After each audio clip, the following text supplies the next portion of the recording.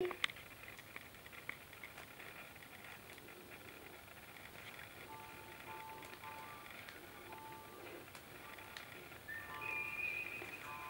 maantierosvoja ennen vanhaan. He ryöstivät kyliä ja rankkureita.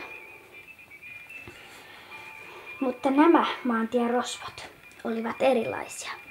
He olivat rohkeita ja ryöstivät vaikka kuninkaita ja kuningattaria.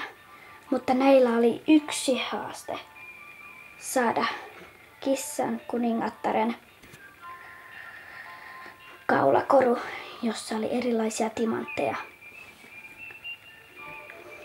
Ja he eivät pelänneet mitään. Mutta he antoivat köyhille rahaa.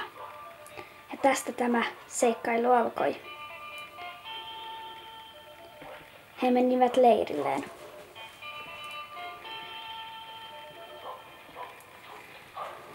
He suunnittelivat tätä juttua.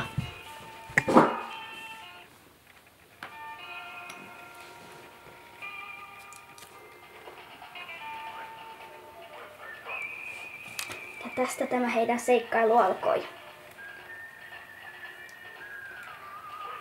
Kissa kuningattaren kaulakorun varastus. Jee!